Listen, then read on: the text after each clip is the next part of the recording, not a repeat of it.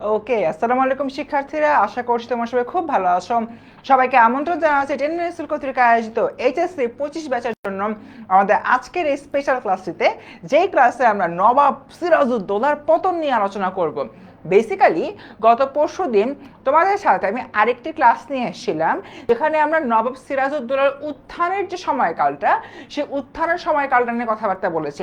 But আজকের ক্লাসে একটা মানুষের উত্থানের পর যে পতন হয়, সে পতন নিয়ে কথাবার্তা বলবো, নাম্বার 1।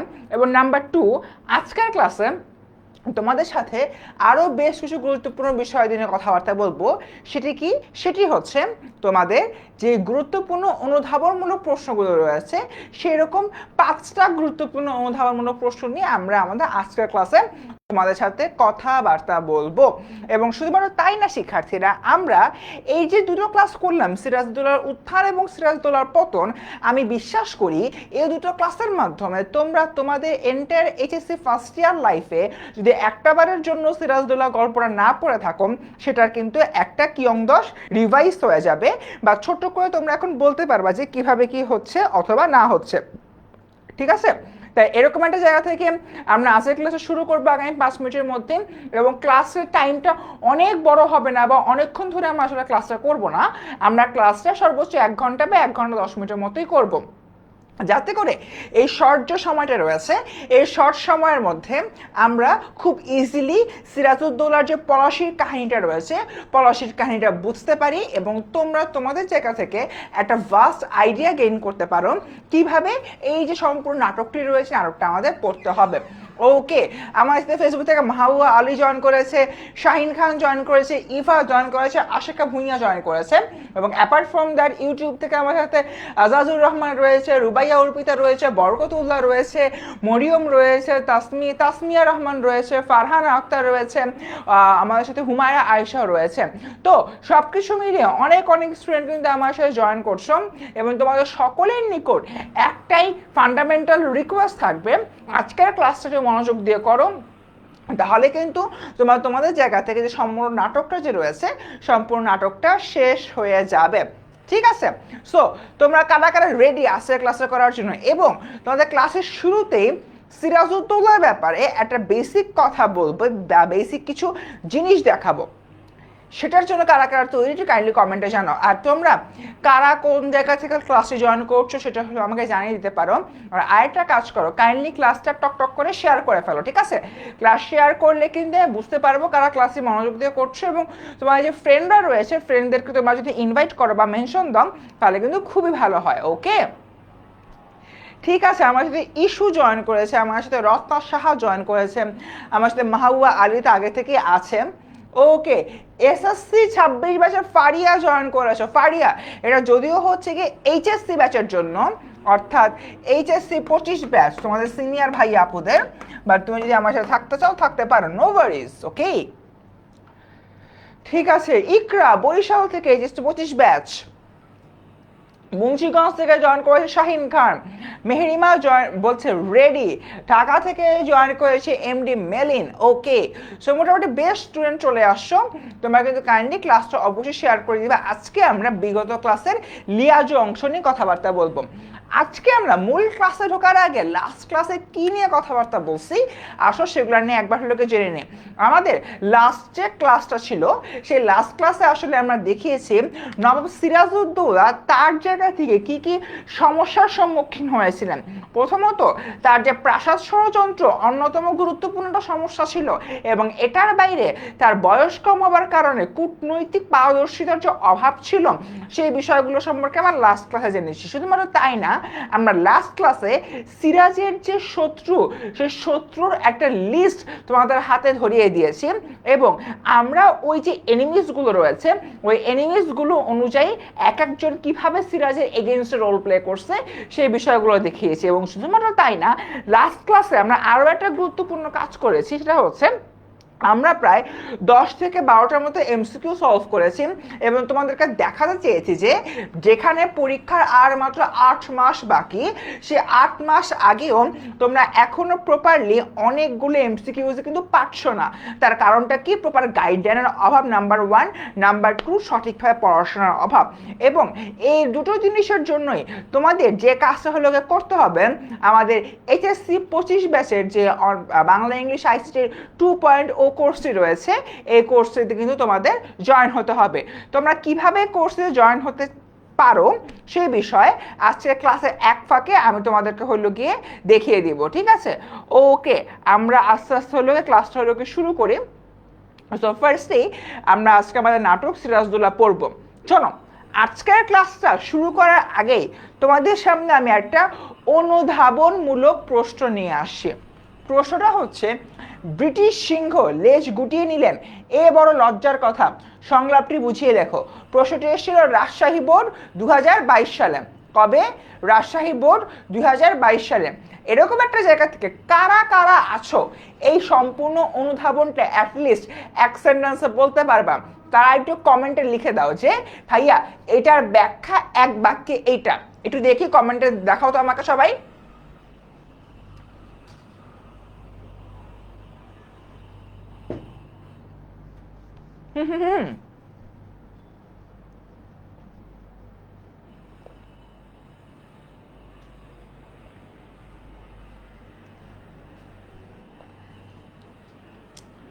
সবাই একটু কমেন্টে এক বাক্যে বলো এটা বলতে আসলে কি বুঝায়। শাহিন খান এবং সাইমা বলুক, হ্যাঁ অবভিয়াসলি বলো, অ্যান্সারটা লিখে দাও কমেন্টে যে এটা। আমি আসলে এই কথাটা বুঝাচ্ছি। সিরাজউদ্দৌলা ইংরেজদের ভয় পাওয়ার কথা তুলে ধরছে। ইস্যু বলতে সিরাজউদ্দৌলা ইংরেজদের, আচ্ছা ইংরেজরা ভয় পাইছে, ওকে ঠিক আছে বুঝলাম। বাট এই উক্তিটা কি সিরাজউদ্দৌলার? আমার সাথে মুনমুন জয়েন করছে, আসসালামু আলাইকুম। ওয়ালাইকুম আসসালাম মুনমুন, কি অবস্থা? ওকে, এটার অ্যান্সার সবাই একটু দাও, সবাই একটু অ্যান্সারটা দাও। আমার সাথে ফাতেমা জয়েন করছে, ওয়ালাইকুম আসসালাম ফাতেমা।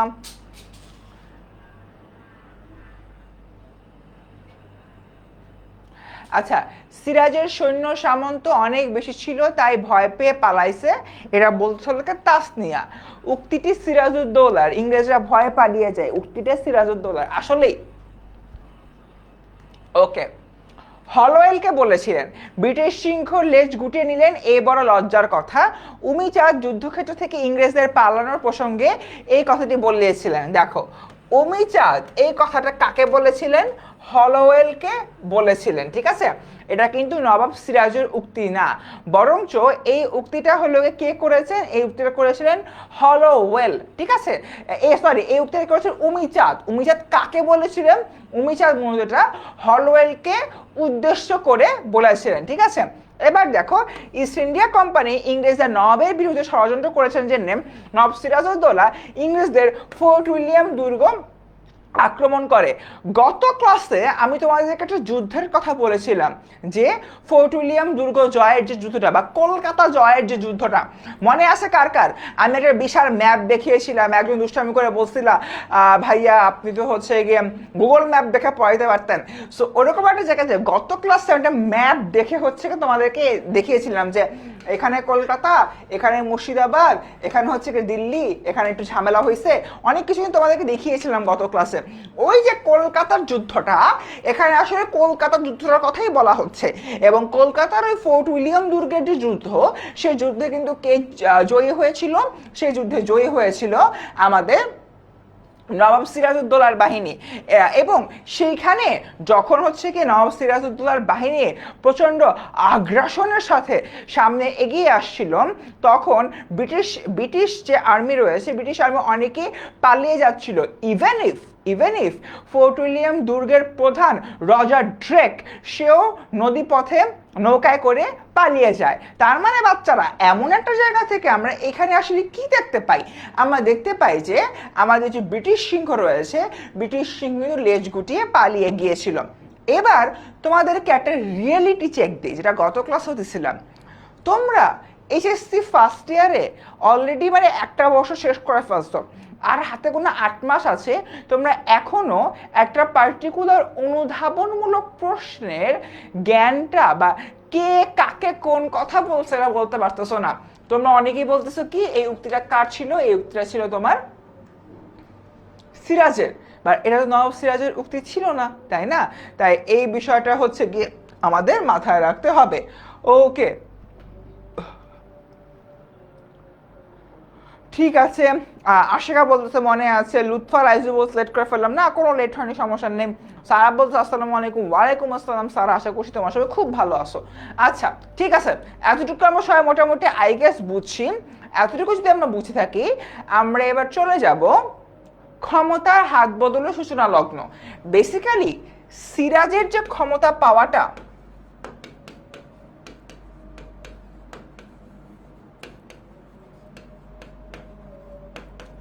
সিরাজের ক্ষমতা লাভই ছিল তার পতনের শুরু। তোমরা কেউ বুঝতে পারো যে আমি এই কথাটা কেন বললাম? সিরাজের ক্ষমতা পাওয়াটাই ছিল তার পতনের শুরু। এই বিষয়টা নিয়ে কারোর কোনো আইডিয়া আছে আমি এই কথাটা কেন বললাম? সিরাজের ক্ষমতা পাওয়াই ছিল তার পতনের শুরু, কেউ কি বলতে পারো এক বাক্যে?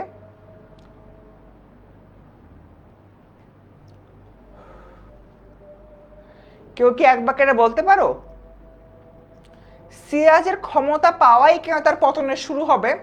এনিওয়ান যে বলো যে ভাইয়া হ্যাঁ এই কারণে মনে হয় যে সিরাজের ক্ষমতা পাওয়াই ছিল তার পতনের শুরু। হয়তো ক্ষমতা না পেলে সিরাজ আরো বেশ কয়েকদিন বেঁচে থাকতে পারতেন এবং একজন শক্তিশালী সম্রাট বা নবাব হিসাবে বাংলায় ফিরে আসতে পারতেন। যাই হোক, তুমি আনসার দাও, আমি তোমাদেরকে একটা ব্যাখ্যাটা বলি। সিরাজ যখন ক্ষমতা পায় সে আসলে একটা অপ্রাপ্তবয়স্ক ব্যক্তি ছিলেন। আমি তোমাদেরকে একটু হিস্ট্রিটা বলি। এখানে পুরো ব্ল্যাকবোর্ডটার মধ্যে বাংলা, বিহার এবং উড়িষ্যার ম্যাপ আছে এবং এই এন্টায়ার ম্যাপের মধ্যে আমরা কয়েকজন ব্যক্তিকে দেখতে পাচ্ছি। 1 নাম্বার হচ্ছে মুর্শিদ কুলি খাঁ, 2 নাম্বার হচ্ছে সরফরাজ খাঁ, 3 নাম্বার হচ্ছে আলীবর্দী খাঁ, 4 নাম্বার হচ্ছে সিরাজ উদ দৌলা। এরপর দেখি আলীবর্দী খাঁ বেসিক্যালি ছিলেন একজন তুরস্কের লোক। তিনি তুরস্ক থেকে ভারতবর্ষে আসেন ভাগ্যান্বেষণে।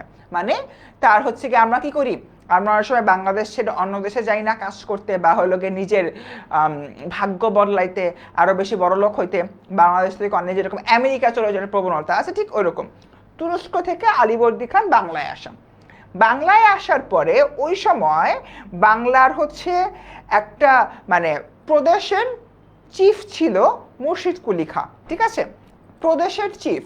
সাপোজ হচ্ছে গিয়ে ঢাকা একটা প্রদেশ, চট্টগ্রাম একটা প্রদেশ, সো এন্টায়ার বাংলা সাপোজ অনেকগুলো প্রদেশ আছে, এর মধ্যে একটা প্রদেশের হলো গিয়ে প্রধান ছিল মুর্শিদ কুলি খাঁ। সেই মুর্শিদ কুলি খানের যে রাজপ্রাসাদ, সেই রাজপ্রাসাদে আলীবর্দী খাঁ চাকরি গ্রহণ করেন এবং আলীবর্দী খাঁ তার পরবর্তী সময়তে এত ভালোভাবে নিজের যোগ্যতা প্রকাশ করে, মুর্শিদ কুলি খাঁ আলীবর্দী খাঁর প্রতি খুবই সন্তুষ্ট হয় এবং একটা পর্যায়ে তখন বাংলার হলো গিয়ে নবাব ছিলেন হলো গিয়ে সরফরাজ খাঁ এবং তার যে পরিবারটা ছিল সেটা। মুর্শিদ কুলি খাঁ সরফরাজ খাঁকে হচ্ছে হত্যা করে বাংলার মসনদে বসে এবং বাংলার মসনদে বসার পরে আলীবর্দী খাঁকে হচ্ছে গিয়ে তোমার মুর্শিদ কুলি খাঁ যেই রাজ্যের হলো গিয়ে একজন প্রধান ছিলেন সেই রাজ্যের প্রধান করে ফেলা হয়। ভালো কথা, সেই রাজ্যের প্রধান করে ফেলার পরে এখানে মুর্শিদ কুলি খাঁ যে কাজটা করে, সে যদিও রাষ্ট্র পরিচালনা করা শুরু করে, বাট আলীবর্দী খাঁয়ের যুদ্ধে পারদর্শী হবার জন্য তার নাম ডাক সুনাম চারদিকে একদমই ছড়িয়ে পড়ে। তাই এরকম একটা জায়গা থেকে আমরা যে বিষয়টা হলো দেখতে পাই, মুর্শিদ কুলি খাঁর পাশাপাশি আলীবর্দী খাঁয়ের সুনাম চারদিকে অনেক বেশি বেড়ে যায়। যদিও আলীবর্দী খাঁ মুর্শিদ কুলি খাঁয়ের ঠিক পরের জনই ছিলেন না, লাইক এমন আছে না রাষ্ট্রপতি প্রধানমন্ত্রী, বিষয়টা এমন না যে আলীবর্দী খাঁ হচ্ছে কি তোমার প্রধানমন্ত্রী আর হলো মুর্শিদ কুলি খাঁ রাষ্ট্রপতি, ব্যাপারটা এমন না। বাট তাও আলীবর্দী খাঁয়ের সুনাম অনেক বেশি বৃদ্ধি পেয়ে যায়। মুর্শিদ কুলি খাঁ যখন হলো মৃত্যুবরণ করার পরে মুর্শিদ কুলি খাঁর ছেলে ক্ষমতায় বসার জন্য যোগ্য থাকলেও ওই সময় আলীবর্দী এতটাই বেশি হলো কিন্তু প্রাধান্য ছিল। আলীবর্দী আর মুর্শিদ কুলি খাঁর ছেলের মধ্যে ছোট্ট একটা যুদ্ধ হয় এবং সেই যে তোমার যুদ্ধটা, সেই যুদ্ধটা আহামরি ওভাবে কোনো বড় হয় না এবং আমাদের আলীবর্দী খান জিতে যায় এবং সে বাংলার মাসনদে বসে পড়ে। ঠিক এরকম একটা জায়গা থেকেই আলীবর্দী খানের বাংলার মসনদে বসার মাধ্যমে আসলে সিরাজউদ্দৌলার পরবর্তী নবাব হওয়ার রাস্তাটা ওপেন হয়ে যায়। আলীবর্দী খান যখন বাংলার মসনদে বসে তখন সিরাজউদ্দৌলা কয়েকটা হচ্ছে গিয়ে আকাজ করে। কিরকম আকাজ? সিরাজউদ্দৌলাকে সেটা ড্যাম কেয়ার হয়ে পড়ে, ঠিক আছে, অনেক বেশি হচ্ছে গিয়ে তোমার মানে কেয়ারলেস হয়ে যাবে। আরে আমার নানা তো অনেক জোস, সে হচ্ছে গিয়ে কি বাংলার নবাব, আমি নবাবের নাতি, এরকম একটা ব্যাপার স্যাপার সে অনেক কিছু করে থাকে। বাট এই যে আলীবর্দী খায়ের হলে কয়েকটা প্রবলেম ছিল। নাম্বার 1, তার কোনো পুত্র সন্তান নাই। নাম্বার 2, তার মেয়েদের মধ্যে এই যে আমার সিরাজউদ্দৌলা ছিল তার সবচেয়ে স্নেহের বা কাছের। এরকম একটা জায়গা থেকে আমি যদি হলো চিন্তা করি, সিরাজউদ্দৌলা এই পাওয়ারটাকে মিসইউজ করে এবং সে অনেক সময় অনেক রকম কাজই করে যে কাজটার এগেনস্টে আলীবর্দী খাঁ কখনোই হলো মানে প্রতিবাদ করতো না। যেরকম একদা সিরাজউদ্দৌলা মুর্শিদাবাদ যে রাজধানী ছিল সে রাজধানী থেকে বের হয়ে ঢাকার দিকে এগিয়ে আসতে থাকে। তার হচ্ছে গিয়ে ঢাকা দখল করার একটা প্রয়াসে, বা ঢাকার যে তোমার ওই সময় প্রধান ছিল তাকে সরিয়ে সে ঢাকার প্রধান হবে এরকম। যখন আলীবর্দী খাঁ সেটা জানতে পারে তখন সে কি কাজ করে, সে হলো জিনিসটাকে ধামাচাপা দেওয়ার জন্য সিরাজউদ্দৌলাকে ঢাকার নৌবাহিনীর কমান্ডার বানায় দিল। তো এইরকম একটা জায়গা থেকে আমি যদি হলো চিন্তা করি, আমাদের যে আলীবর্দী খাঁ রয়েছে, আলীবর্দী খাঁ কিন্তু বারংবার একটা কাজই হলো গিয়ে করছে। সেটা কি? সেটা হচ্ছে যে আমাদের যে নবাব সিরাজ ছিল, নবাব সিরাজকে হলো প্রশ্রয় দিয়ে গেছে এবং সে যখন 1752 সাল নাগাদ সিরাজউদ্দৌলাকে উত্তরাধিকারী ঘোষণা করে, ঠিক তখনই তার এগেইনস্টে নানান রকমের যে তোমার যে ষড়যন্ত্র রয়েছে, ষড়যন্ত্রগুলো কিন্তু আলটিমেটলি আরো বেশি প্রকট হয়ে ওঠে। আমি যেটা শুরুতেই বলছিলাম, সিরাজের ক্ষমতা লাভই ছিল সিরাজের পতনের শুরু। বেসিক্যালি তারও আগে যদি হলো গিয়ে বলি, আমাদের আলীবর্দীর যে ক্ষমতা লাভ এটাও অনেক বড় একটা রোল প্লে করছে। তার কারণ হলো আলীবর্দী খান তার নাতি সিরাজউদ্দৌলাকে আসলে ওভাবে নিয়ন্ত্রণ করতে পারে নাই। এই যে নিয়ন্ত্রণ করতে না পারার বিষয়টা, এটা অনেক সময় একটা বাজে ইফেক্ট ফেলে। হ্যাঁ, অ্যাজ এ নবাব সিরাজউদ্দৌলা হয়তো যোগ্য ছিল, কিন্তু তার বয়স আসলে অনেক কম ছিল। এই বয়স কম হওয়ার কারণে অপরিপক্কতা এখানে অনেক বেশি বারংবার প্রকাশিত হয়। এবং শুধুমাত্র অপরিপক্কতাটাই নয়, এটার পাশাপাশি আমরা আরো একটা জিনিস দেখতে পাই, সিরাজউদ্দৌলার কূটনৈতিক পারদর্শিতাও আসলে ওভাবে বৃদ্ধি হয়েছিল না। হ্যাঁ, যদিও সিরাজউদ্দৌলা একজন ভালো যোদ্ধা ছিলেন, কারণ তিনি তার নানার সাথে অসংখ্য যুদ্ধে গিয়েছিলেন, যুদ্ধে পারদর্শী হলেও নবাব হিসাবে কূটনৈতিক পারদর্শিতাও যে অনেক বেশি গুরুত্বপূর্ণ সেই বিষয়টা আসলে আমরা সিরাজের মধ্যে বারংবারই অনুপস্থিত দেখি এবং এটাই মূলত এখানে বলা হয়েছে। এটা হচ্ছে কি এনটিআর ক্ষমতা হাত বদলের সূচনা লগ্নটা ছিল। এবার আমরা এই যে সম্পূর্ণ যে জায়গাটা রয়েছে, সম্পূর্ণ যে কিছু গুরুত্বপূর্ণ যে আমাদের এখানে একটা সেকেন্ড এখানে যে বেশ কিছু গুরুত্বপূর্ণ ইনফরমেশন রয়েছে, আসো এবার আমরা সেই ইনফরমেশনগুলো নিয়ে তোমাদের সাথে আলোচনা করি। ঠিক আছে, ক্ষমতা হাত বদলের সূচনা লগ্ন তো গেল। এখানে দেখি 1720 সাল থেকে, তার আগে আমাদের 1698 সালের একটা ঘটনা মনে রাখতে হবে, যেটা সরাসরি তোমাদের বইতে আছে। 1698 সালে অনেক বড় একটা ঝামেলাময় কাজ হয়। সে বড় ঝামেলাময় কাজটা কি তোমরা সবাই কি আমাকে বলতে পারবা? নবাব সিরাজ যখন বা আলীবর্দী যখন বাংলার নবাব ছিলেন, তখন বাংলায় কারা ব্যবসা করত, কারা ব্যবসা করতে আসতো?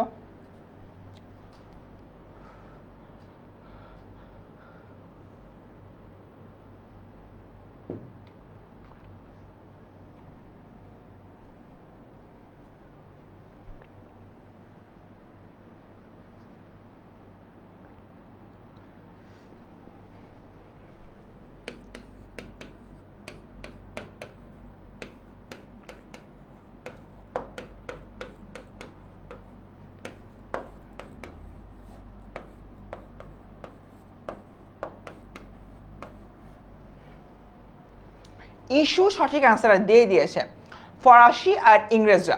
সবার আগে যদি ওই দিয়েছে, আমি ওর নামটাই বললাম। 1698 সাল খুবই একটা খারাপ সাল ছিল বাংলার ইতিহাসের জন্য। সেটি কিভাবে ব্যাখ্যা করি শোনো।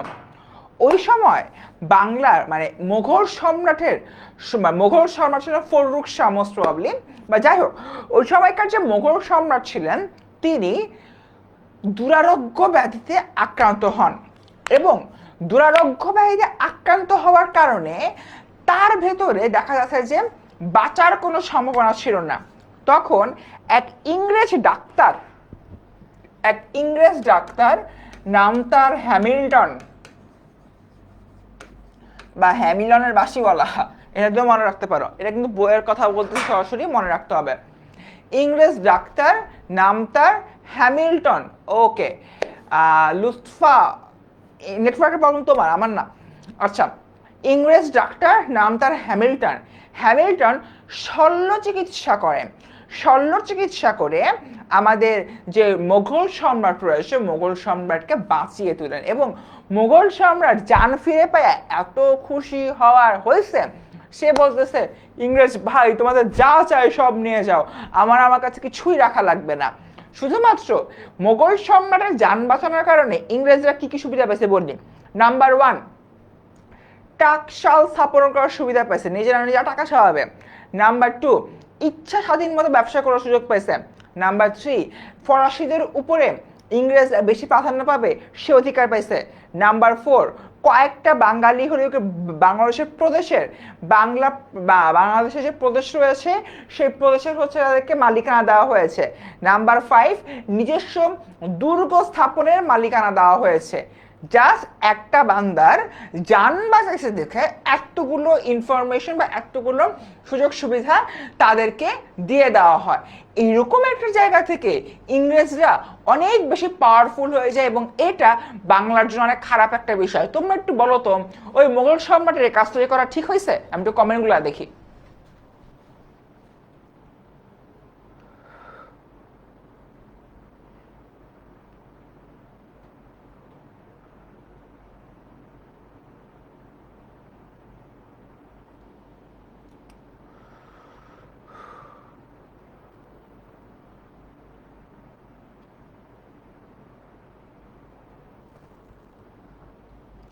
মোটেও না, এই তো। আচ্ছা, অনেকেও শল্য চিকিৎসা অপারেশন করি না আমরা, সে অপারেশন করা বা অস্ত্রোপচার করা।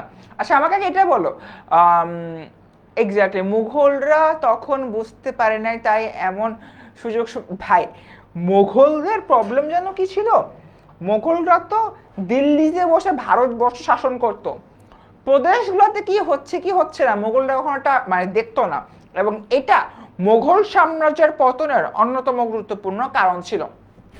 ঠিক আছে, যাই হোক, যেটা বলতেছিলাম, 1698 সালে এরকম একটা বাজে ঘটনা হয়ে যায়, এবং এরপর ইংরেজরা আস্তে আস্তে এমন ভাবে তোমার ক্ষমতার বিস্তার করতে থাকে। আচ্ছা, এমন ভাবে তারা ক্ষমতার বিস্তার করতে থাকে, তারা আসলে নানান রকম যে তোমার অকর্ম কুকর্ম রয়েছে এগুলো তারা করতে থাকে, এবং এরকম একটা জায়গা থেকে ইংরেজরা সকল জায়গায় সকল বিষয়ে আসলে আমাদের যে নবাব বাহিনী রয়েছে নবাব বাহিনী থেকে অনেক বেশি পাওয়ারফুল হয়েছে। এবার দেখি ক্ষমতার হাত বদলের সূচনা লগ্নে বেশ কিছু বিষয় রয়েছে। 1698 সালে আমরা সরাসরি চলে আসবো 1720-এ। আলীবর্দী খান বাংলায় আগমন করেন এবং বাংলার নবাব মুর্শিদকুল খাঁর আমাত্য সুজাউদ্দিনের দরবারে পারিষদ হিসেবে নিয়োগ হন। বললাম না, মুর্শিদকুলের যে তোমার যে প্রাসাদ ছিল সেই প্রাসাদে পারিষদের একজন সদস্য হন। 1727 সালে তিনি আলীবর্দী উপাধি লাভ করেন। বেসিক্যালি আলীবর্দী খানের আসল নামটা আমি জানি না, বা তার উপাধি ছিল বেসিক্যালি তোমার আলীবর্দী। ঠিক আছে, এই যে আলীবর্দী নামটা, আলীবর্দী মানে যিনি বুদ্ধিমত্তা অত্যন্ত প্রখর এবং যিনি যেটা জয় করতে পারেন এমন। রাজমহলের ফৌজদার বা জেনারেল পদে নিয়োজিত হন। তার মানে আলীবর্দী খান বাংলায় এসেই কোন পজিশন পেয়ে যান? জেনারেল। তিনি বাংলায় এসে আসলে বাংলার জেনারেল হয়ে যান, এবং পরবর্তীতে তিনি বিহারের নায়েব সুবা মানে বিহারের প্রধান, বাংলা, বিহার, উড়িষ্যা এর মধ্যে বিহারের প্রধান হিসাবে তিনি কিন্তু আসলে দায়িত্ব পেয়ে যান। এবার দেখি বাংলার নবাব হন সুজাউদ্দিন খান এবং ওইটাই বাংলার নবাব ছিলেন সুজাউদ্দিন খান। পরবর্তীতে সুজাউদ্দিন খানকে হত্যা করে বাংলার নতুন নবাব হয়েছিল সরফরাজ খান 1739 সালে। এরপর দেখি 1744 সালে দিল্লির রাজদরবারে অবস্থানরত তার বন্ধু বলতে কে, এখানে আমরা আলীবর্দী বন্ধুর কথা হলো গিয়ে বুঝতেছি। আলীবর্দী মুতামানওয়ান দুলার সহযোগিতায় দিল্লির বাদশা মুহাম্মদ শাহের কাছ থেকে বাংলা বিহার উড়িষ্যা শাসনের মসনদ লাভ করেন এবং আলীবর্দী খানের মৃত্যুর পর নবাব হন তার দৌহিত্র সিরাজউদ্দৌলা। তার মানে এন্টায়ার যে টাইম ফ্রেমটা দেখলাম বাচ্চারা, এই টাইম ফ্রেমটার মধ্যে একটা বিষয় হচ্ছে এখানে বলা হলো, সেটা হচ্ছে যে আমাদের যে আলীবর্দী খান রয়েছেন, আলীবর্দী খান কিন্তু সম্পূর্ণ জায়গা থেকে যে শাসনটা পেয়েছে সে শাসনটা কিন্তু অর্জন করে নিতে হয়েছে। তিনি কিন্তু তার যে পারিবারিক যে সক্ষমতা বা পারিবারিকভাবে কিন্তু সেই শাসন কাজটা পেয়ে আসেন নাই গেল। এবার নবাব সিরাজ যখন ক্ষমতার আসনে বসলেন, ক্ষমতার আসনে বসার পরে তার সাথে অনেক ধরনের আজে বাজে কাজ হয়েছে এবং নবাব সিরাজ তার জায়গা থেকে কিন্তু কখনোই প্রপারলি সেগুলোকে ডিফিট করতে পারে নাই এবং তার কিন্তু তার যে নিজস্ব যে এক ধরনের অপারগতা ছিল, কিসের অপারগতা, কূটনৈতিক অপারগতা, এবং তার চারদিকে যে মানুষগুলো ছিল সেই চারদিকের মানুষগুলো যে প্রপারলি তাকে সাপোর্ট দিচ্ছিল না, সেই বিষয়টাও কিন্তু এখানে নবাবের পুরো শাসনামলে ফুটে উঠেছে। নবাবের শাসনামলে কয়েকটা বিষয় খুবই দৃষ্টান্তমূলক ছিল। নাম্বার ওয়ান হচ্ছে কলকাতার যে যুদ্ধ হয়েছিল, মানে ফোর্ট উইলিয়াম দুর্গ যুদ্ধ। নাম্বার 2 নবাবগঞ্জের যুদ্ধ। নাম্বার 3 সেটা হচ্ছে পলাশির যুদ্ধ। 3টা যুদ্ধ, কলকাতা যুদ্ধ, নবাবগঞ্জের যুদ্ধ, তারপর হলো পলাশির যুদ্ধ। তন্মধ্যে পলাশির যুদ্ধ ছিল সবচেয়ে বেশি জঘন্য এবং ঘৃণ্যতম যুদ্ধ। তোমরা জানো পলাশির যুদ্ধে নবাব বাহিনীর সৈন্য সংখ্যা ছিল 1 লক্ষ, ইংরেজদের সৈন্য ছিল 10,000 বা এরকমই, আমি একটু উল্টাপাল্টা হতে পারে, বাট কাইন্ড অফ বিষয়টা হচ্ছে কি এরকম। এবার আমাকে বলো, এরকম একটা তোমার যুদ্ধের সৈন্য সংখ্যা থেকে কার যুদ্ধ জেতার কথা, নবাবের নাকি ইংরেজদের? কার যুদ্ধ জেতার কথা কমেন্টে জানাও, নবাবের নাকি ইংরেজদের?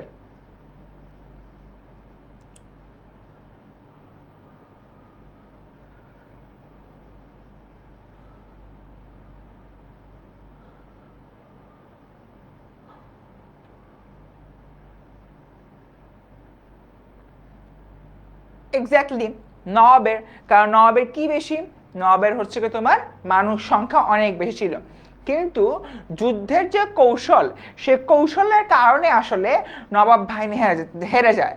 তার কারণ নবাবের এত বিশাল সংখ্যক ইয়ার মধ্যে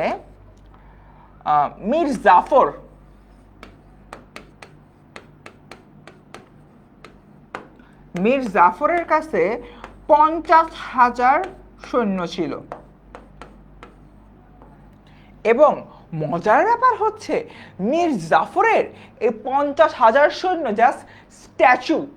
জাস্ট মূর্তির মতো পুরোটা সময় দাঁড়ায় ছিল। এটা বাদে এই বান্দা আর একটা কাজও করে নাই।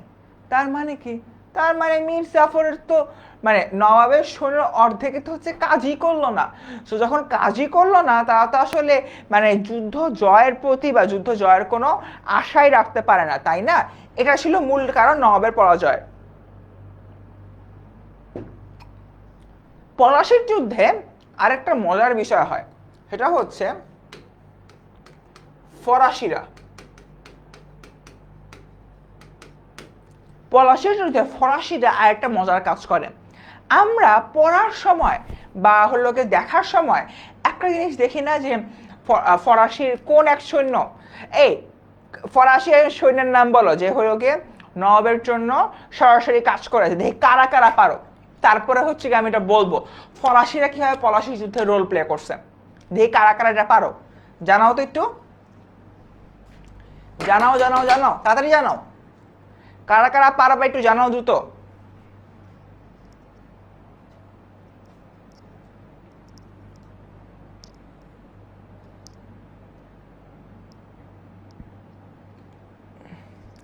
সাফরে, ওরে বাবা।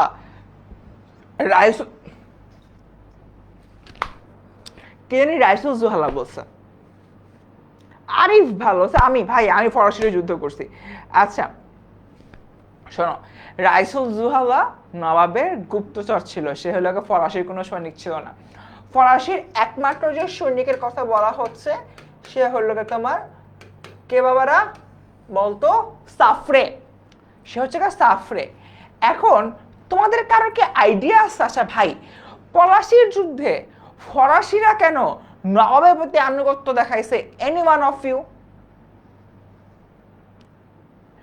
এনিওয়ান অফ ইউ, কেন ফরাসিরা নবাবের সাথে ইংরেজ যুদ্ধ করতেছে, ইংরেজ বাহিনী যুদ্ধ করতেছে? ওরা কেন নবাবকে সাপোর্ট দিল? ওরা কেন দলবল নিয়ে এসে নবাবের সাথে যুদ্ধ করতেছে, মানে নবাবের সাথে ইংরেজের বিরুদ্ধে যুদ্ধ করতেছে এবং নিজেদের জীবন দিচ্ছে? কেন ফরাসিরা কেন যুদ্ধ করতেছে? ফরাসিরা কেন নবাবের সাথে যুদ্ধ করতেছে? ওকে, ওদের কাছে বন্দী হতে চাইছিল, না হলে ওরা ইংরেজের দাস দেবজিৎ বলতেছে। ইস্যু কারণ ইংলিশদের সাথে ব্যবসা বাণিজ্য নিয়ে প্রবলেম ছিল, ওকে, যাতে ফরাসিরা বিজনেস করতে পারে। ওকে, বেসিক্যালি দ্য অ্যান্সার এটাই। ফরাসিরা এই যে সম্পূর্ণ জায়গা থেকে ব্যবসা বাণিজ্য করতেছিল, সেই ব্যবসা বাণিজ্য করতে গিয়ে কিন্তু একটা ঝামেলা হচ্ছিল। ঝামেলাটা কি বাচ্চারা?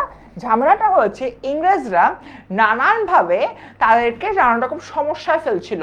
ইংরেজরা প্রপারলি কোনো ব্যবসা বাণিজ্য করতে দিচ্ছিল না, এবং এই ব্যবসা বাণিজ্যকে কেন্দ্র করে ইংরেজরা এই পৃথিবীতে একটা বিরল ইতিহাস সৃষ্টি করে। সেটা হচ্ছে ইংরেজরা এবং ফরাসিরা অন্য কোনো দেশের মাটিতে, অর্থাৎ বাংলার মাটিতে ব্যবসা বাণিজ্যের জন্য ইংরেজ এবং ফরাসিরা হলো যুদ্ধ করে।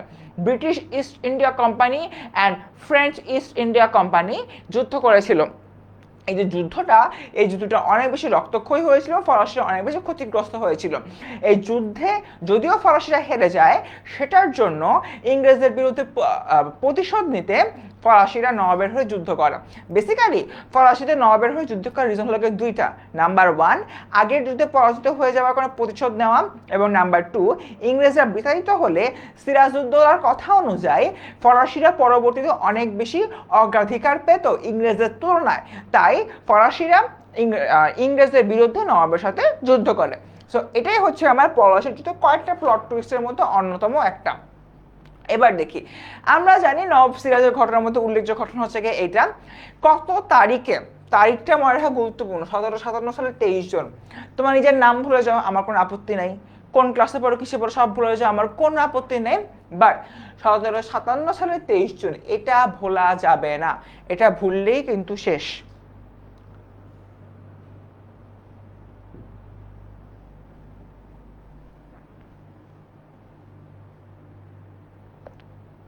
ওকে, সবাই ক্লিয়ার?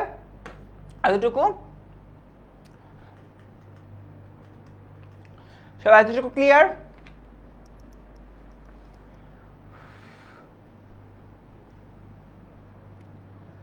আমরা কিন্তু সিরাজউদ্দৌলার পতন পড়তেছি। ওকে, এতটুকু ক্লিয়ার সবাই?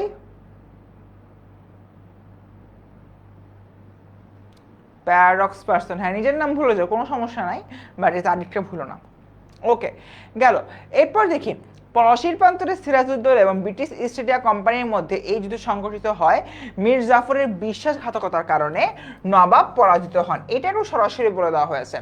এবার নবাবের পতনের 5টা কারণ আমি চাই তোমরা আগে পতনের 5টা কারণ 1 2 3 4 5 6 কমেন্টে লেখো, আমি সেগুলো একটু পড়বো।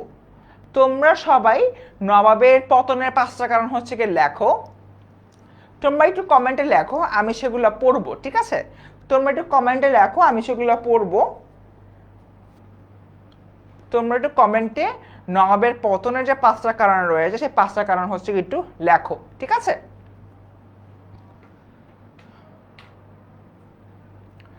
আর এর পাশাপাশি একটু কমেন্টে জানাতো কারা আমাদের হলো কি এইচএসসি 25 বিআই 2.0 এই কোর্সে কারা কারা ভর্তি হয়েছো, 2.0 তে কারা কারা ভর্তি হয়েছো, কারা কারা ভর্তি হওনি, এই কোর্সে কারা কারা এখনো ভর্তি হয়েছে বা কারা কারা ভর্তি হওনি, এটা কাইন্ডলি জানো। আমি কিন্তু এই ক্লাস দুটিতে নবাব সিরাজউদ্দৌলার উত্থান এবং পতন নিয়ে জাস্ট হালকা একটু গ্লিম্পস দিলাম। আমাদের মেইন ক্লাসে কিন্তু ইন ডিটেলসে বইয়ের লাইন বাই লাইন সব কিছুই কিন্তু হচ্ছে গিয়ে আমরা পড়াবো, ঠিক আছে? ওকে, ইস্যু 2.0 আছে। আর কে কে আছে 2.0-তে?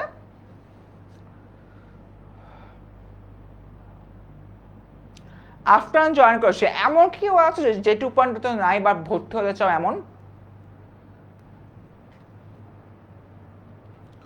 ওকে, জোহরা হয়নি। আচ্ছা, তোমরা সবাই একটা কাজ করো, এই কমেন্টের মধ্যে সবাই একটু লেখো যে 5টা পতনের কারণ। এ ফাঁকে আমি তোমাদেরকে দেখিয়ে দিই কিভাবে আমাদের যে 2.0টা রয়েছে এখানে আসলে তোমরা ভর্তি হতে পারবে।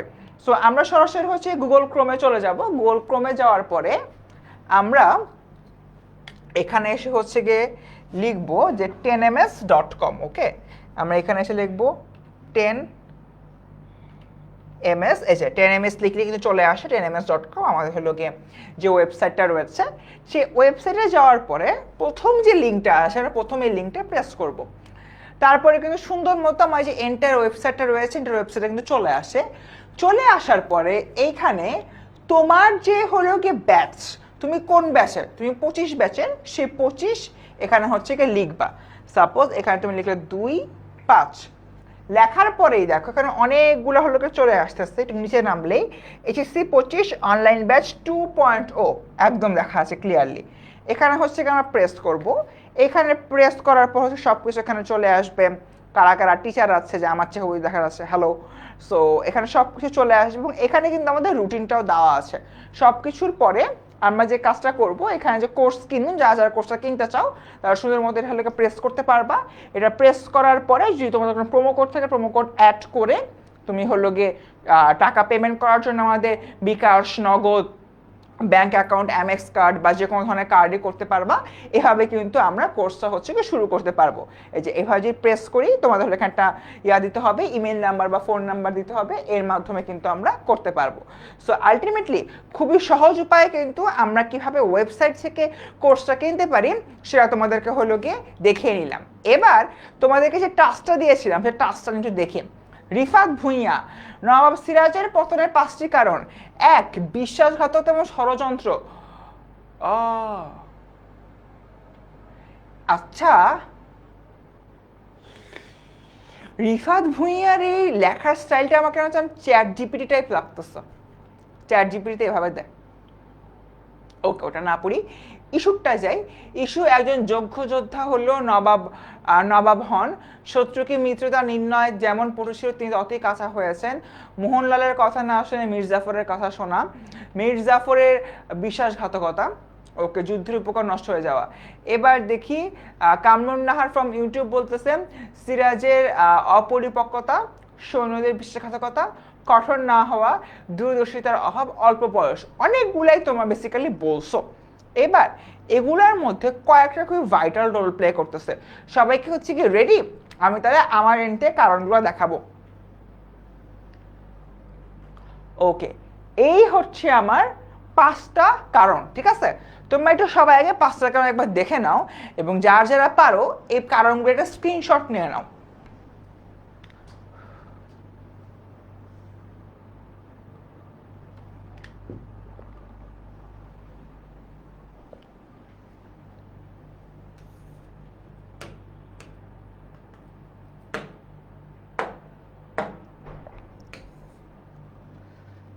স্ক্রিনশট নিউজ এটার সবাই একটা স্ক্রিনশট নাও, স্ক্রিনশট। আমি স্ক্রিন থেকে জন্য সরে গেছি, স্ক্রিনশট নিয়ে জানাও। তারপরে আমরা অনুধাবনমূলক প্রশ্ন সলভ করবো অনেকগুলা। ইস্যু নিচ্ছে বাকিরা?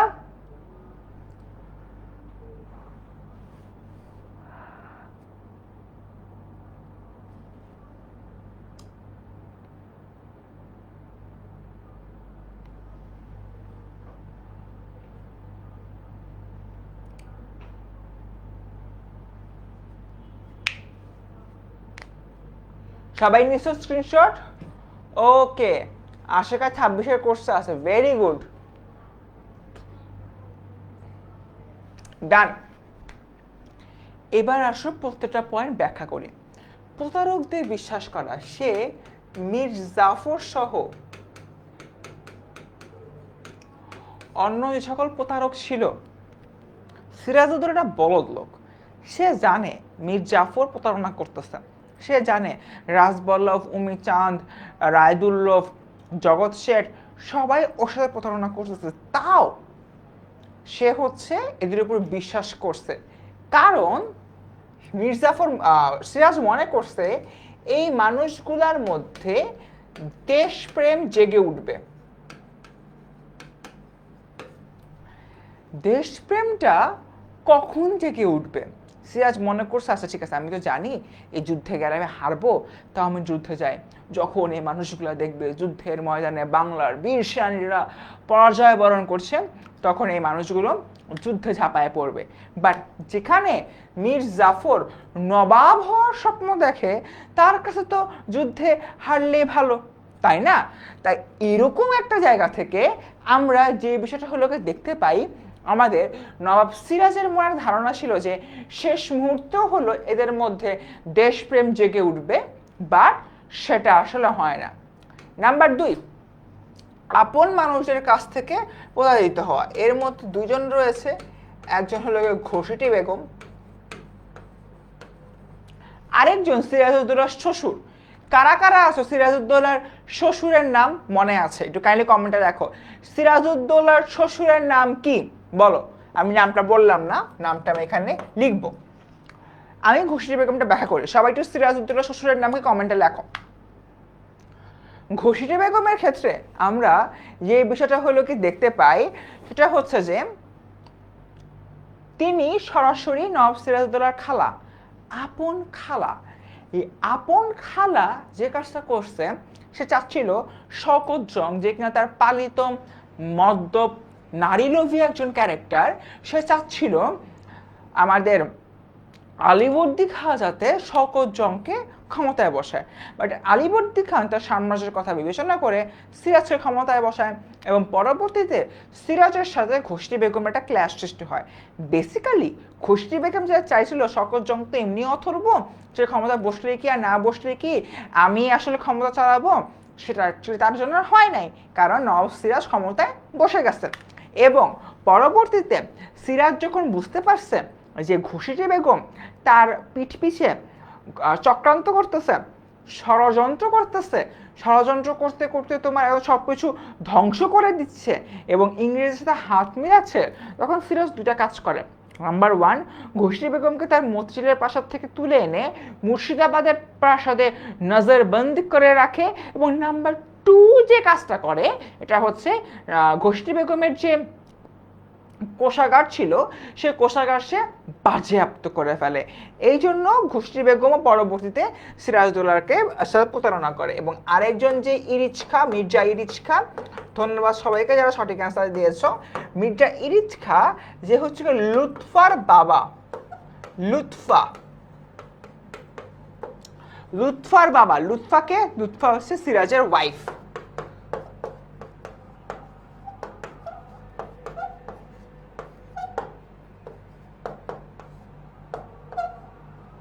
ঠিক আছে, লুৎফা হচ্ছে কি সিরাজের ওয়াইফ। ওরে আল্লাহ, আচ্ছা ঠিক আছে, আমাদের যে লুৎফা রয়েছে, লুৎফা হচ্ছে কি আমাদের সিরাজের ওয়াইফ। দেখো, আমাদের নবাব সিরাজউদ্দৌলা যখন হচ্ছে পলাশীর যুদ্ধ থেকে ফেরত আসে, পলাশীর যুদ্ধ থেকে ফেরত এসে সে আসলে তো হেরে গেছে, সে মুর্শিদাবাদের প্রাসাদে ফিরে আসে।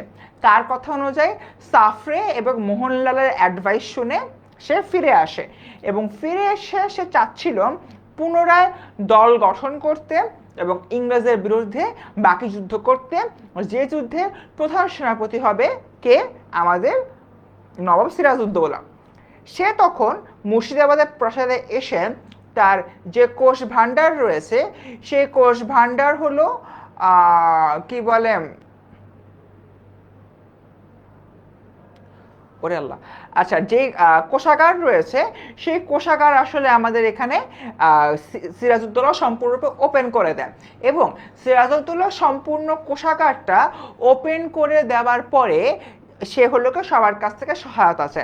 এরকম একটা জায়গায় ইলিচ খা আসে এবং ইলিচ খায় সিরাজকে বলে, নবাব আমার কাছে বেশ কিছু লোকের সৈন্য আছে, আমি হলো কি আপনাকে সৈন্যদের সহায়তা করবো।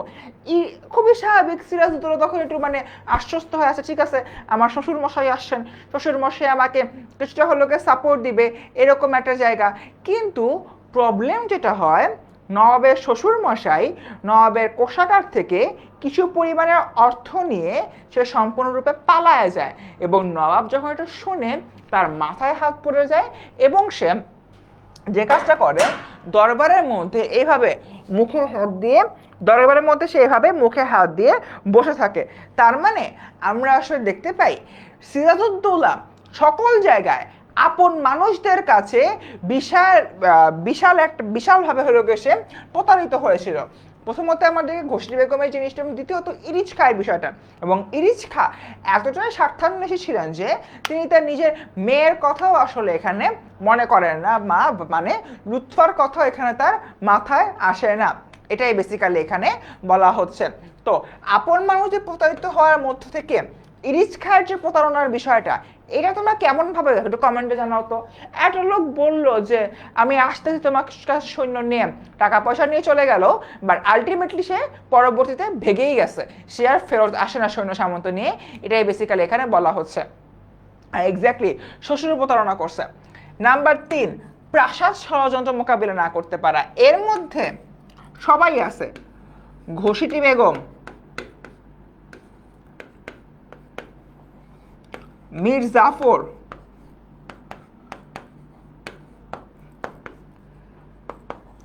অমিচাঁদ,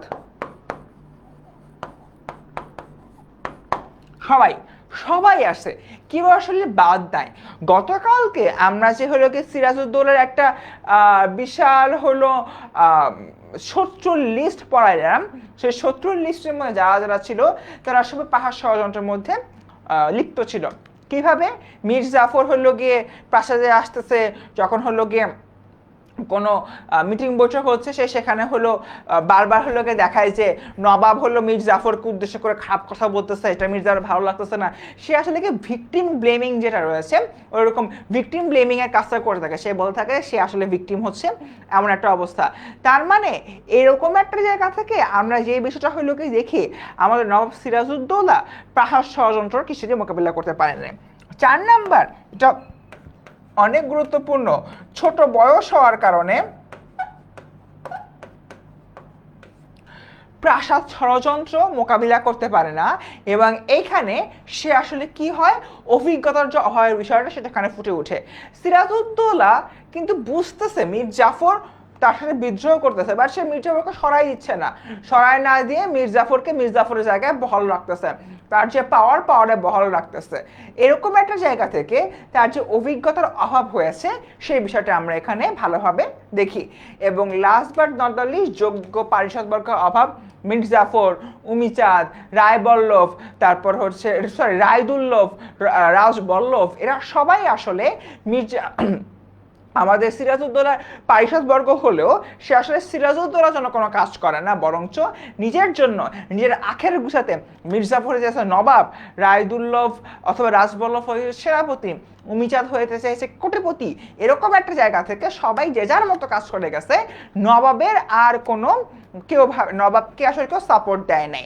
শুধুমাত্র তাই না, নবাব যখন ধরা পড়ে, মীর জাফর কিন্তু নবাবকে হত্যা করতে চায় নাই, বাট মীর জাফরের পুত্র, উনি, সবাইকে এই মুহূর্তে ডাউট দেই, মীর জাফরের ছেলের নাম কি? কমেন্টে একটু লিখে জানো। মীর জাফরের যে পুত্র, উনি নবাবের পত্নী লুৎফার প্রতি বিশেষভাবে আকর্ষিত হয়েছিল।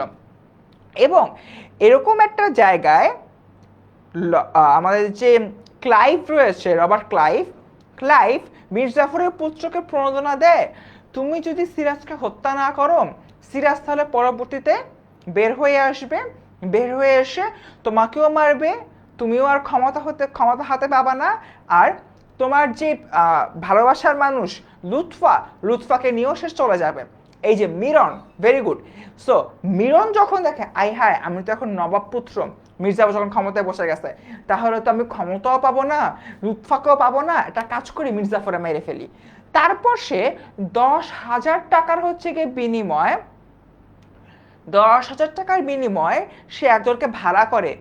কাকে ভাড়া করে? মোহাম্মদী বেগকে। যে মোহাম্মদী বেগ 5,000 টাকা অ্যাডভান্স নেয়, 5,000 টাকা হচ্ছে কি মেরে ফেলার পরে নেয়। তার মানে এরকম একটা জায়গায় মোহাম্মদী বেগ এসে কি করে? মোহাম্মদী বেগ এসে সিরাজউদ্দৌলাকে হত্যা করে এবং হত্যার সময় সিরাজউদ্দৌলা মোহাম্মদ বেগকে বলে, তোমাকে আমার মা বাবা এতটা সাহায্য করেছে, তোমার পরিবারকে সাহায্য করেছে, তোমাকে পড়ালেখা শিখিয়েছে, তুমি আমাকে হত্যা করবা? মোহাম্মদী বেগ কোনো প্রকার গুরুত্ব দেয় না। বরঞ্চ বরঞ্চ এই জায়গা থেকে আমরা যদি হলো কি চিন্তা করি, আমরা কি দেখতে পাই? আমরা দেখতে পাই যে আমাদের মোহাম্মদী বেগ সিরাজউদ্দৌলার সাথে প্রতারণা করে এবং শেষ মুহূর্তে সিরাজউদ্দৌলা মোহাম্মদী বেগের কাছে 2 রাকাত নফল নামাজ পড়ার সুযোগ চেয়েছিল, সেই সুযোগটিও মোহাম্মদী বেগ দেন না। তাই এরকম একটা জায়গা থেকে আমরা বুঝতে পারি যে আমাদের নবাব সিরাজের যখনই সে ক্ষমতায় বসে তখন থেকেই তার পতনের যে দামামা বেড়ে যায়। এবং এই দুটো ক্লাসে কিন্তু আমরা আসলে এই বিষয়গুলো পড়িয়েছি। বুঝতে পেরেছি একটু কাইন্ডলি জানাও।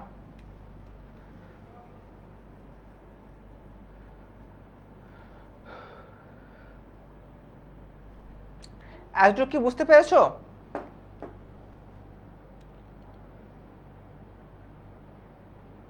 ওকে, হ্যাঁ।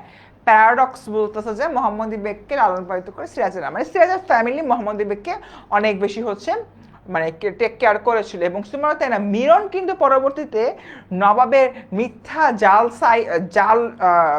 সই এনে দেখায় যে আমাদের সিরাজকে হলো কে ফাঁসির আদেশ দেওয়া হয়েছে, বাট মীর জাফর কিন্তু নবাবের সিরাজউদ্দৌলার ফাঁসির ব্যাপারে কিছু জানতো না।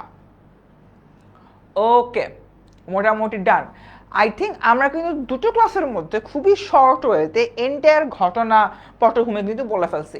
এবার আসে আমরা বেশ কিছু অনুধাবনমূলক প্রশ্ন সলভ করি। আশা করি এমসিকিউ না। সিরাজউদ্দৌলা মুসলিম 23 বছর বয়সে সিংহাসনে বসে, আমি ভুলে গেছি। আচ্ছা, কত বড় শক্তি তবে কত তুচ্ছ, উক্তিটি ব্যাখ্যা করো। আসছিল ঢাকা বোর্ড 2019-এ।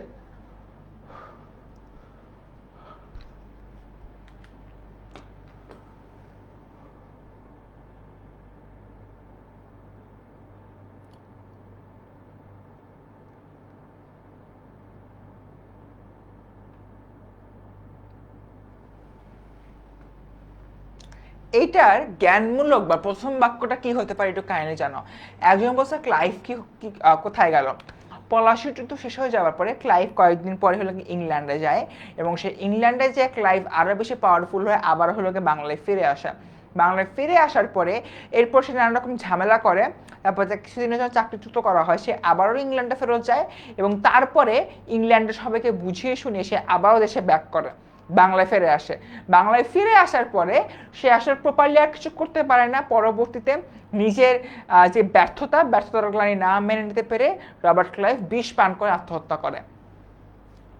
আচ্ছা, এই প্রশ্নোত্তর কথাটি সিরাজউদ্দৌলা পড়ার সময় মীর মদনকে উদ্দেশ্য করে বলা হয়েছিল। মীর মদন,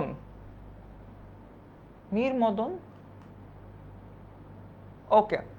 এই উক্তি নবাব সিরাজউদ্দৌলা করেছেন যুদ্ধক্ষেত্রে সৈন্যদের সামনে তার নিজের অবস্থা বিবেচনা করে।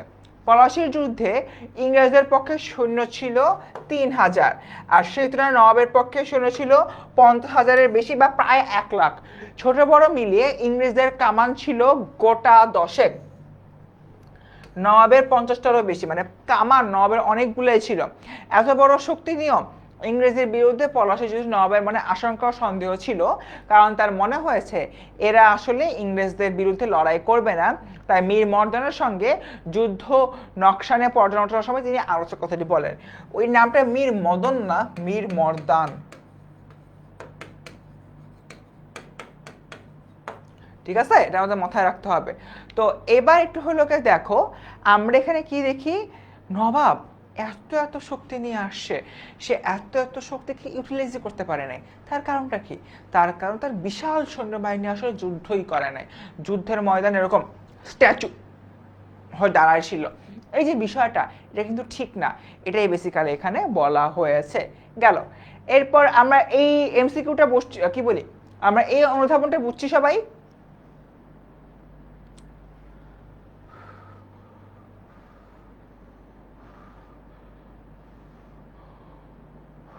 এই অনুধাবনটা বুঝছি আমরা সবাই? ক্লিয়ার এটা? ওকে, আগাই সামনে। আচ্ছা, 3 নাম্বার, শুভ কাজে অযথা বিলম্ব করা বুদ্ধিমানের কাজ নয়, সপ্রসঙ্গ উক্তিটি ব্যাখ্যা করো। এটা কিভাবে কি বলা হয়েছে? এটা আসলে কথাটি মীর জাফর দলিলে দস্তখত করার সময় বলে। দলিল, দলিল বলতে এখানে কি বোঝায়?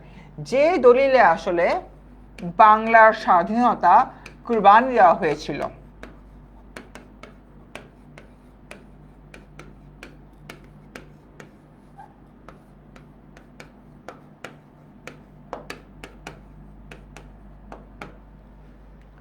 ক্লাইভ একটা দলিল করে, যে দলিলে বলা হয়েছিল যে সিরাজ মারা গেলে মীর জাফর নবাব হবে, অমকে সেনাপতি, অমকে এই পথ সেই পথ, এই ভাগ বাটোয়ারা হবে, এবং তার পাশাপাশি ইংরেজরা কি সুবিধা পাবে, এটাই। But apart from that, Clive এখানে আরও একটা কাজ করছিল। উমিচাঁদ বা মানে কোনো এক পারিষদ বর্গ প্রচুর পরিমাণ টাকা দাবি করেছিল, সেই টাকা আসলে আমাদের ক্লাইভ দেয় না, এবং না দেওয়ার জন্য সেখানে জাল একটা দলিল নিয়ে আসে। এটা খুবই একটা মজার বিষয়, মূল গল্পটা যখন পড়াবো ক্লাসে তখন এটা তোমাদেরকে দেখাবো। তো যাই হোক, মীর জাফর মনে করছিল এই যে দলিলটা আসলে অনেক বেশি শুভ কাজ দলিলে সাইন করা, তার মানে তো এর মাধ্যমে সে বাংলাকে বিক্রি করে দিচ্ছে এবং মীর জাফর নিজে নবাব হচ্ছেন, এই বিষয়টা বেসিক্যালি এখানে বলা হচ্ছে। এটা লেকচারশিট ক্লাসে পাবা, তন্ময় সরকার, এটা লেকচারশিট ক্লাসে পাবা, এখন না। ওকে স্যার, আর কতক্ষণ ক্লাস হয়? Maximum 10 minute. নবাবের পতনের জন্য মীর জাফর ও তার অনুসারীরা ইংরেজদের সাথে গোপন ষড়যন্ত্রে লিপ্ত হন। নবাব সিরাজউদ্দৌলাকে ক্ষমতাচ্যুত করার পর কে কোন ক্ষমতা পাবে সেই বিষয়ে কোম্পানির সঙ্গে চুক্তি স্বাক্ষরের জন্য ষড়যন্ত্রকারীরা গোপন বৈঠক করে। কোম্পানির সঙ্গে একটা চুক্তি স্বাক্ষর করে যে কে কোন ক্ষমতা পাবে, কে কত টাকা পাবে নবাব কোষাগারে, এই বিষয়গুলো নিয়ে বেসিক্যালি এখানে কথাবার্তা হয়। এবং মীর জাফরের মস্তদে, মানে মীর জাফরের যে প্রাসাদে, সে মস্তদে বলতে মীর জাফর যদিও ক্ষমতায় বসবেন, কিন্তু রাজ্য চালানোর ক্ষমতা থাকবে কোম্পানির হাতে। বেসিক্যালি মীর জাফর হবে একটা পুতুল। মীর জাফর কি হবে? মীর জাফর হবে একটা পুতুল। এই যে বিষয়টা এখানে মূলত বলা হচ্ছে, এখানে রাজবল্লভ কিছুটা দ্বিমত পোষণ করলেও ক্ষমতার লোভে রাজবল্লভ একটু হলে প্যারা খাচ্ছিল যে কোম্পানির কাছে কেন থাকবে, ক্ষমতা থাকবে আমার কাছে। বাট মীর জাফর বলতেছে যে ক্ষমতা যার কাছে তাই থাকবে, সমস্যা নেই, আমার নবাব হওয়া দিয়ে কথা। সে নবাব হওয়ার লোভে দ্রুত দলিলে দস্তখত করার জন্যই প্রশ্নবিদ্ধ কথাটি বলেন। কারণ মির্জা বুঝতে পারতেছিল যদি হচ্ছে দ্রুত সাইনটা না করি তাহলে আসলে অনেক মানুষ এখানে হলো দ্বিমত পোষণ করবে, তার চেয়ে মূলত সাইন করে বাংলাকে বিক্রি করে দিই। মির্জা কতটা খারাপ প্রকৃতির লোক এর মাধ্যমে আসলে আমরা জানতে পারি। এই ক্লাসের লেকচার ইস্যু, এই ক্লাসের কোনো লেকচার শিট দেওয়া হবে না, আমরা যখন মেইন পেইড ব্যাচের ক্লাস করব, পেইড ব্যাচের ক্লাস, তখন এই সিরাজউদ্দৌলা লেকচার শিট তোমরা পাবা, ঠিক আছে? এখানে তোমার 20 লক্ষ টাকা, আমি যদি জানি 20 লক্ষ টাকা সঠিক, ঠিক আছে? ওকে ডান। আগাই, আমরা এই কোশ্চেনটা বুঝতে পারছি, 3 নাম্বারটা বুঝতে পারি সবাই?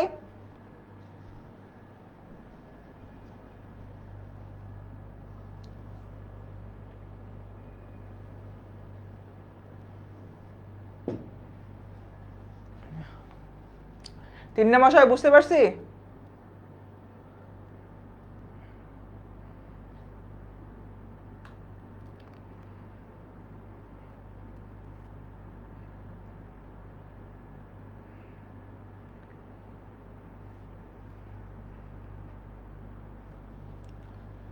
ওকে সাবাস, আগাই সামনের দিকে। ঘরের লোক অবিশ্বাসী হলে বাইরের লোকের পক্ষে সবই সম্ভব, ব্যাখ্যা করো। কে কাকে বলছে? 4 নাম্বার বলো, কে কাকে বলছে?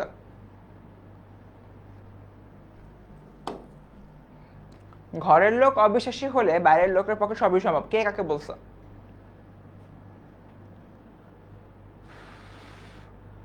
4 নাম্বার নিয়ে কারো কোনো আইডিয়া আছে?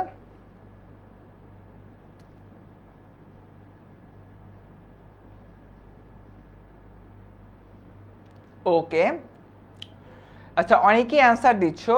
এর মধ্যে আমি দেখতে পাচ্ছি যে আমাদের আলোচ্য মন্তব্যটি দ্বারা সিরাজউদ্দৌলার আত্মীয় এবং হচ্ছে পরিজন অমাত্যবর্গের বিশেষ কথা বোঝানো হয়েছে, এবং এই কথাটা নাজমুস সাকিব সঠিক বলেছে। সে বলছে যে এই কথাটা হলো সিরাজ বলেছে, এবং হলো সিরাজ কাকে বলেছে, লুৎফার কথা। Thank you so much.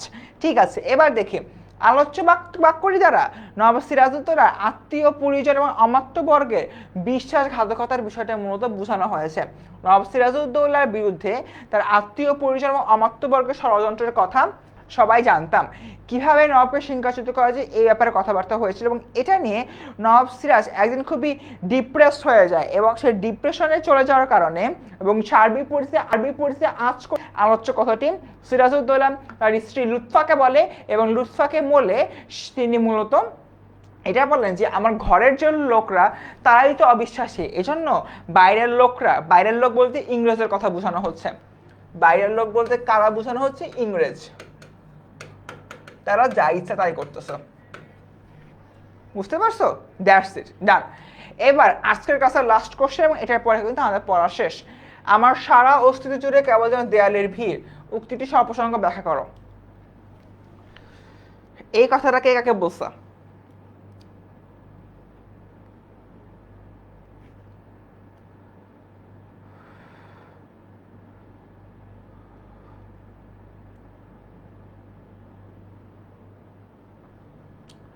এই কথাটা কে কাকে বলছে? ঘরের ছোট্ট বিভূষণ। ওরে বাবা, ঠিক আছে। আলোচ্য উক্তিটিও বেসিক্যালি নবাব সিরাজউদ্দৌলা বলেছেন কাকে? তার ওয়াইফ কি হলো বলেছেন। তার কারণ হচ্ছে বাংলার মসনদে আরোহণের পর থেকেই নবাব সিরাজউদ্দৌলাকে ক্ষমতাচ্যুত করার জন্য পাহাড় ষড়যন্ত্র শুরু হয়।